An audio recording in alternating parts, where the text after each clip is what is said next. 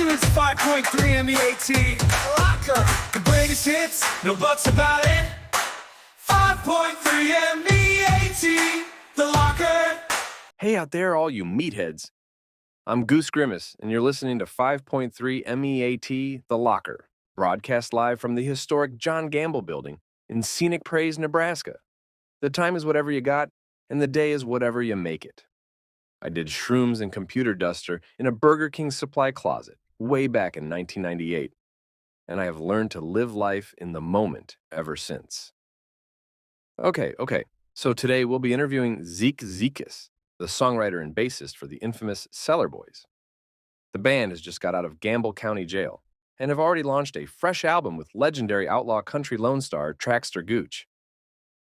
But they aren't done yet. I am sitting live here with Zeek, and we are going to ask him about his plans for a rumored new Cellar Boys album, allegedly called Work Released. All this and more, today on the Goose Grimace Show. Broadcast only on MEAT, The Locker. Don't go anywhere, my gravy babies, because we'll be playing all the greatest Meatlocker Records brand-certified gold from the last century of our glorious corporate history. Stay tuned, and we'll be back after this message from today's sponsor, Dr. Calvin's Cankle Care. Millions of Americans every year suffer through the anguish of unsightly cankles, huffing and puffing around on unsightly limbs that look more sausage or balloon-like than anything made in the image of God. Do your calves meet your ankles somewhere in no man's land? If so, Doc Calvin's Cankle Care is here for you. At our state-of-the-art facility in Hell Howell, Montana, our doctors will cure you of your unsexy gams using state-of-the-art lasertronic dermoblasting. Results are 95% guaranteed to cure you of your condition, and our doctors are certified surgeons in the nation of Liberia. Everyone is different, but all are welcome. Don't let the medical industry hold you back. Do not consult your physician before undergoing treatment, because they don't want you to know that relief from your condition is affordable, fun, and hell, damn near free at these prices. Please call 1-800-CANKLE today to schedule your procedure. If your gams are swollen and your feet are sore, help is at hand and relief is in store. Call 1-800-CANKLE today. Not responsible for any wayward radiation or laser damage to the heart, eyes, liver, or vital organs. May cause permadiarrhea, ultra-blindness, and your legs might explode. See your registered on-site Liberian doctor for more information about final will and testimony preparation.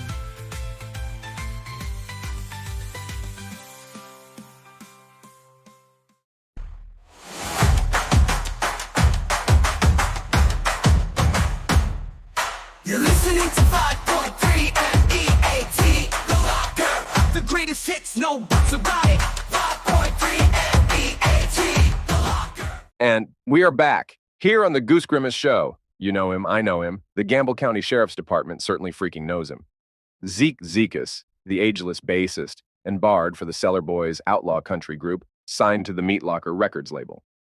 While he usually sticks to playing bass, the Cellar Boys would not have survived these last decades on the country music scene without him to keep his cousin brothers in line.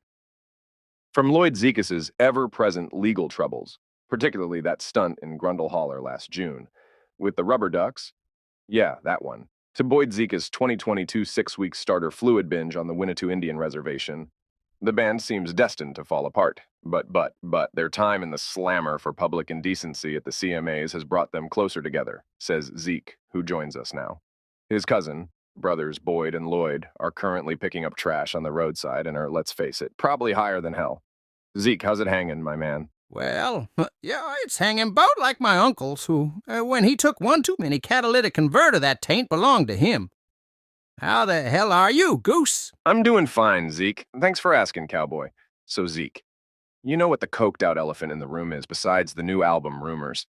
What was it like, bro? I mean, Traxter Gooch collab with the Cellar Boys, the whole Involuntary Celibate Blues album. I mean, holy. And you guys got out just weeks ago from the big house. I know a lot of movers and shakers in this industry, and not a one, saw a collaboration with the Lone Star King Traxter Gooch in the cards for you and your cousin brothers. What was it like, and can you tell us about the album? Traxter Gooch is a hell of a man, yes indeedy. He gave me and my cousin brothers some party favors. I ain't a-gonna says what they was, 'cause our probation officers are probably listening, but we got rip-snorted and tooted out of the frame, on legal substances, course, but yeah, Traxter is the man, love him. But this whole album wouldn't exist if it tweren't for Big Papa Emo, the feller who originally recorded Involuntary Celibate Blues. What a guy. I mean, to be so sexually frustrated that you write and record a masterpiece of Delta Blues history solely 'cause you can't get lucky with the ladies, that's art in its purest form, Goose. Amen, brother. Big Papa Emo. What a legend. Quick history lesson for our viewers now. How many know where the term emo came from?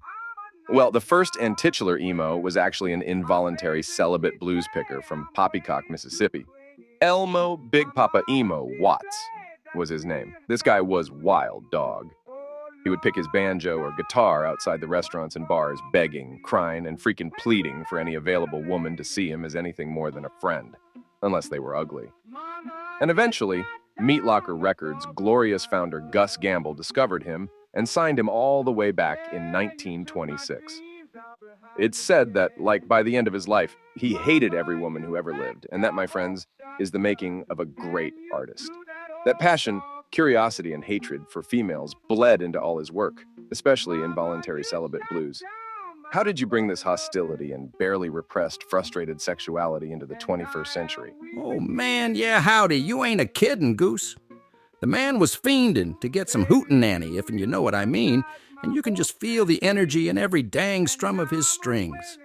We tried to be respectful of his version, but we also did what he never could do in real life, and we made sweet country love to that song, man. Even though me and my cousin brothers and Traxter spruced it up a bit, it's like putting Meemaw in her Sunday best in her casket. She's already dolled up to hell and gone and looking great for a dead person, but when you put her in a nice moo-moo, she just looks prettier than a picture.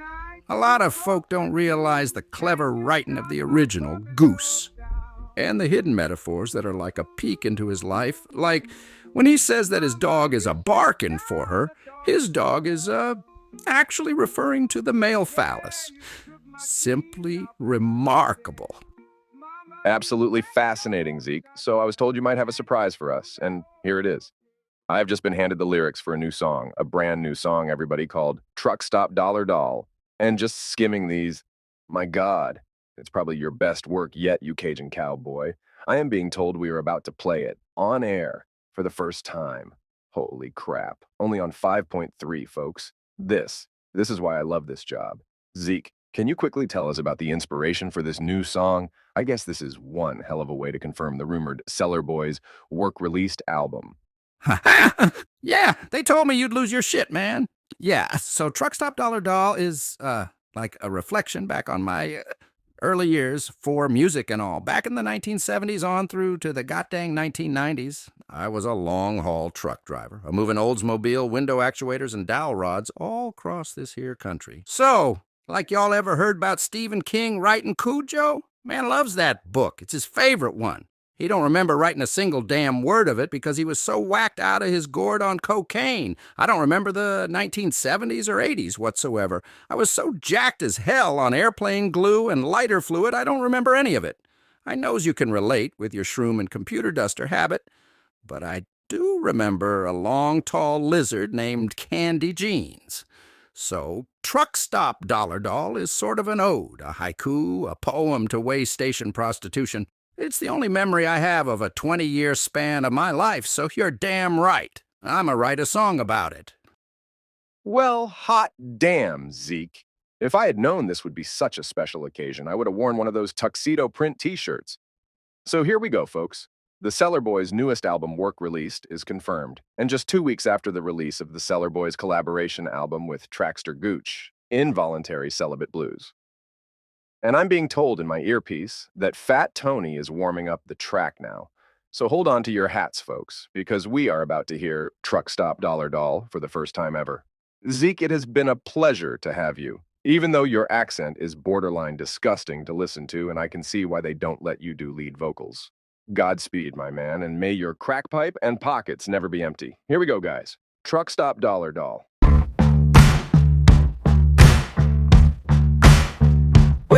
I was hauling window actuators back in summer of '79. For just $10 I made that fine little lady mine. We met at this Texas truck stop late one Saturday night. She smelled of menthol cigarettes and was sipping ice cold Miller Lite. Ooh, Light Lizard, love wizard, truck stop dollar dog. Ooh, Light Lizard, love wizard, truck stop dollar dog. She sauntered over to my Peterbilt and my heart began to race. She said if I had the dime then she had the time to give me a little bit of taste. Oh yes, her wheel was crooked, but it was the only one in town. And if I had $10 to spare, I knew she wouldn't let me down. Take me to Pound Town. Ooh, Light Lizard, love wizard, truck stop dollar dog. Ooh, Light Lizard, love wizard, truck stop dollar dog. That old Peterbilt is shook in the night like a California quake. My hubcaps must have flown 69 feet, and my suspension started to break. It ain't a pothole from here all the way to Bangor, Maine that could ever make it rock the same. Well, if you're ever at a truck stop just west of Abilene, and you see a long tall lizard by the name of Candy Jeans, you tell her hi for me, 'cause I miss her to this day. That long tall lizard, love wizard, done stole my heart away. Take it away, hero.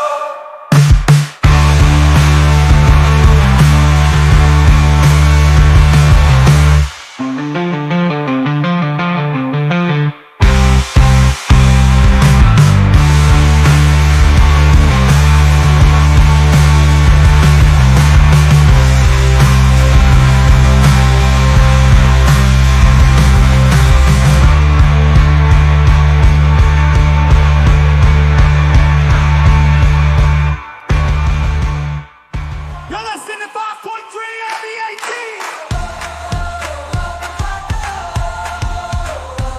The greatest hits, no buts about it. 5.3 MEAT.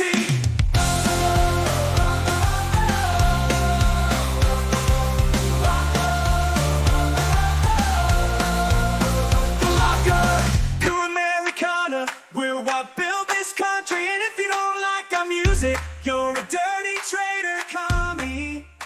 5.3 MEAT. What a great time with Zeek. But he's hitting the dusty road again, and we are about to as well. Join me for a journey back to 1984, when Meatlocker Records' own glam rock queen, Glamby Russell, released her own version of her father's 1963 single, Chimp Attack. This song always gets me laughing and gets my toes a-tapping. I mean, like, can you imagine this monkey high on bath salts and meth just raiding this sock hop? Munching on fingers and faces? And jumping in the punch bowl? Too good, dude. Anyway, here's Glamby Russell with Chimp Attack. Woo!